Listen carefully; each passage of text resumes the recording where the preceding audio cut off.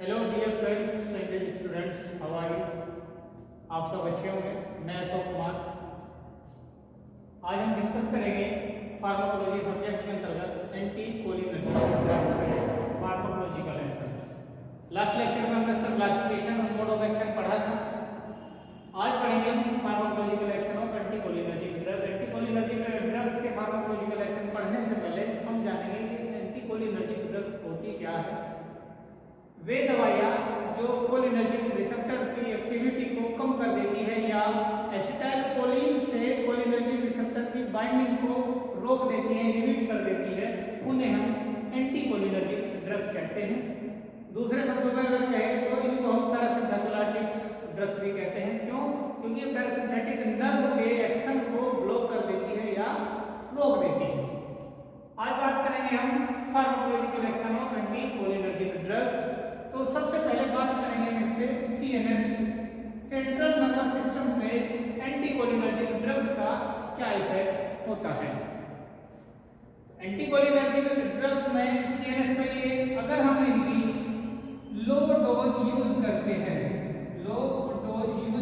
हैं तो ये हमारे सीएनएस को या सीएनएस की एक्टिविटी को बढ़ा देते हैं, इंक्रीज द सीएनएस एक्टिविटी, यानी कि ये हमारे सीएनएस की एक्टिविटी को बढ़ा देते हैं। कब?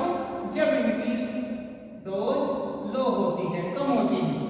यानी कि अगर हमारी डोज कम है तो सीएनएस का इफेक्ट या सीएनएस की एक्टिविटी ज्यादा होगी, और अगर इसी में अगर हम इसकी डोज को बढ़ा देते हैं या हाई कर देते हैं तो उसमें हमारे सीएनएस की एक्टिविटी या सीएनएस इफेक्ट को या सीएनएस को ये क्या करती है, डिप्रेस कर देती है, सीएनएस की एक्टिविटी को कम कर देती है।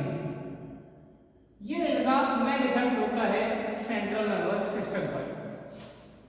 अब उसी में अगर हम बात करें कि हाई डोज में क्या होता है, इसमें एक्साइटेशन होता है और हेलुसिनेशन होता है, आदमी गुमराह हो जाता है। हेलुसिनेशन होता है, क्यों? हेलुसिनेशन में होता क्या है, ये हमारे सीएनएस को जब डिप्रेस कर देती है तो मनुष्य या कोई भी पेशेंट सोचने समझने की क्षमता को खो देता है। उसके बाद हम बात करते हैं कार्डियोवास्कुलर सिस्टम में, सीवीएस।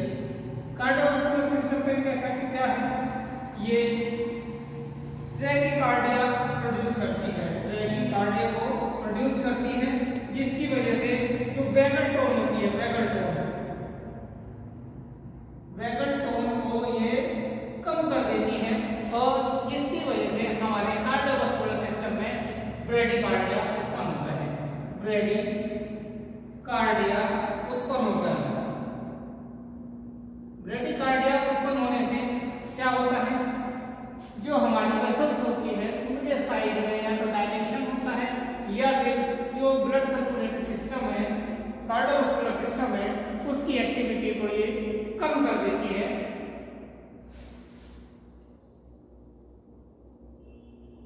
सेकंड आता है इसी में हमारा, ये ब्लड प्रेशर को भी डिफर करती है। ब्लड प्रेशर में क्या माइनर चेंजेस होते हैं, बीपी में क्या होता है, माइनर चेंजेस। माइनर चेंजेस क्या, यहाँ पर हमने नहीं लिखा कि ये हमारे बीपी को कम करती है या बढ़ाती है, इसमें सिर्फ एक पॉइंट हमने लिखा है, ये माइनर चेंजेस, यानी कि कुछ बदलाव करती है। बदलाव में हमारा ब्लड प्रेशर कम भी हो सकता है या ज्यादा भी हो सकता है, वो डिपेंड करता है हमारे एंटी कोलिनर्जिक ड्रग की डोज पर। उसी के बाद अगर हम बात करें तो ये हमारे जीआईटी में वैगस उत्पन्न करती है, वैगस वर्सेस मॉर्फिन इंड्यूस्ड, तो वैगस उत्पन्न करती है जीआईटी में। जीआईटी में हमने कोलिनर्जिक ड्रग में पढ़ा था कि ये हमारे जीआईटी पे डायरिया या डायरेक्ट कंडीशन उत्पन्न कर देती है, पेरिस्टाल्टिक मूवमेंट को बढ़ा देते हैं। अब पेरिस्टाल्टिक मूवमेंट कौन बढ़ा देते हैं? Cholinergic drug. बात कर रहे हैं एंटी कोलिनर्जिक की, तो जो एंटी कोलिनर्जिक ड्रग्स होती है वो हमारे पेरिस्टाल्टिक मूवमेंट को, टोन एंड मोटिलिटी को कम कर देती है, डिक्रीज कर देती है, इसको टोन एंड मोटिलिटी। तो मोटिलिटी को जब ये कम कर देती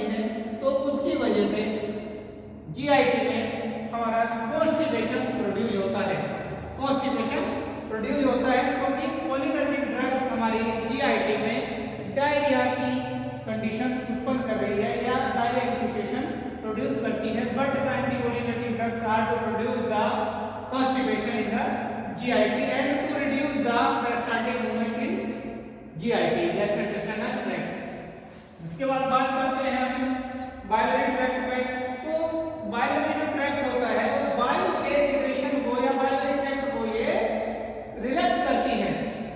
बाइलरी ट्रैक्ट को जब ये रिलैक्स करेगी तो उसके उपरांत या रिलैक्स करने के बाद में जो बाइलरी ट्रैक्ट का एक्शन होगा या सिक्रेशन होगा बाइल्स का वो कम हो जाएगा। क्यों?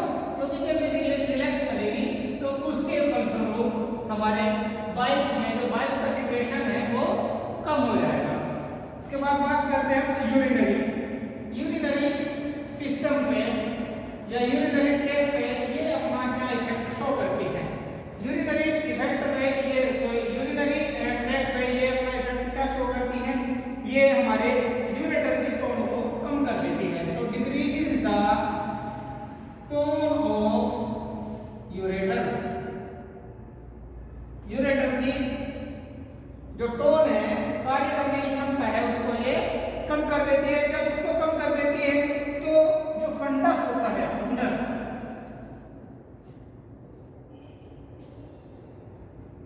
फंडस को भी या फंडस की टोन को उसके कार्य करने की क्षमता को भी ये डिक्रीज कर देती है, जिसके फलस्वरूप हमारे प्रोस्टेट में क्या होता है, प्रोस्टेट में कंट्रक्शन प्रोड्यूस होता है। कंट्रक्शन, प्रोस्टेट में कंट्रक्शन प्रोड्यूस होता है। बात करेंगे ब्रोंकाई में, ब्रोंकाई में या रेस्पिरेटरी सिस्टम में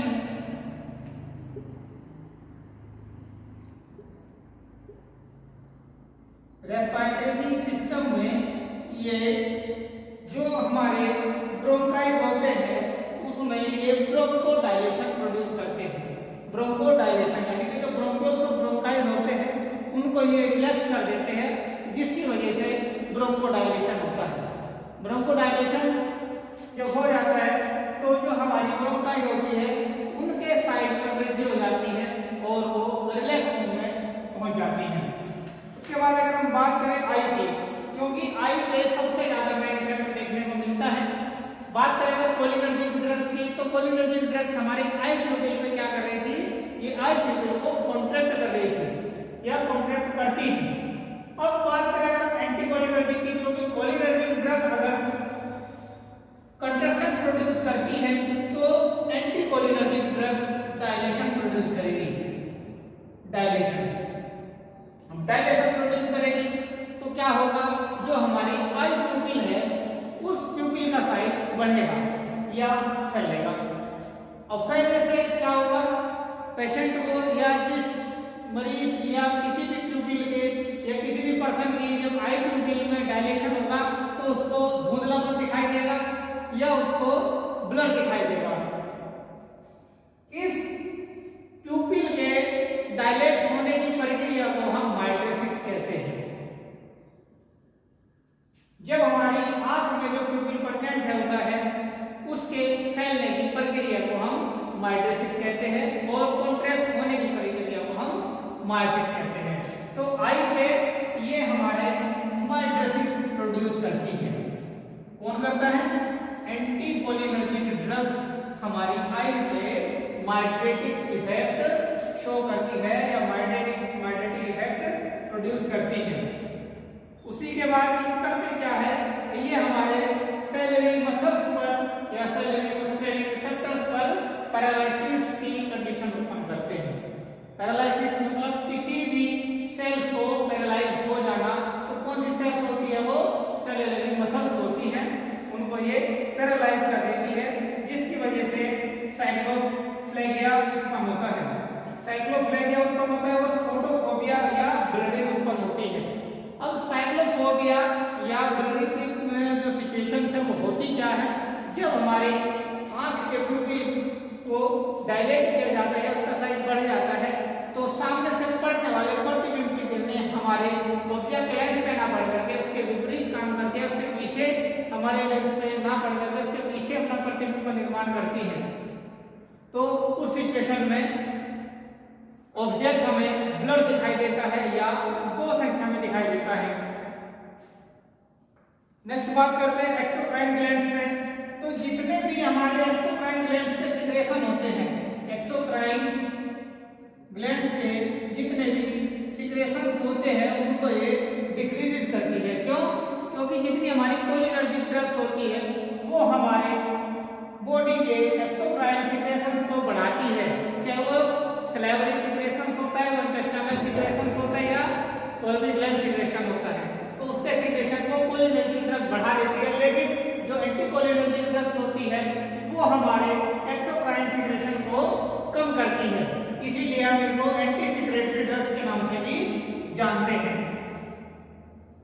उसके बाद बात करते हैं बॉडी टेम्परेचर को। तो बॉडी टेम्परेचर में थर्मोस्टेट का काम करती है। ये थर्मोस्टेट यानी कि बॉडी टेम्परेचर के या बॉडी के टेम्परेचर को बढ़ा देती है। क्यों बढ़ा देती है? क्योंकि उसमें ये थर्मोस्टेट की कंडीशन से होती है, उसको बढ़ा देते हैं, जिसकी वजह से हमारा बॉडी का टेम्परेचर बढ़ जाता है। और जो सीटिंग होती है, सीटिंग यानी कि जो एक्सोक्राइन ग्लैंड के अंतर्गत सिक्रेशंस आता है, सीटिंग ग्लैंड्स होती है, उनके कार्य को ये इनहिबिट कर देती है और जिसकी वजह से इसका सिक्रेशन कम हो जाता है या पसीना आने की जो समस्या होती है वो कम हो जाती है। इसीलिए ये एक्सोक्राइन ग्लैंड सभी सिक्रेशंस को कम कर देती है। तो आज का टॉपिक था हमारा एंटीकोलिनर्जिक ड्रग्स के इफेक्ट क्या होते हैं या फार्माकोलॉजिकल एक्शंस क्या होते हैं, वो हमने पढ़ा। इससे पहले लेक्चर में हमने जाना था कि एंटीकोलिनर्जिक ड्रग्स का क्लासिफिकेशन और उनका मोड ऑफ एक्शन। तो thank you very much. Please subscribe the channel, press the bell icon button and share the video. Thank you dears and thank you my students.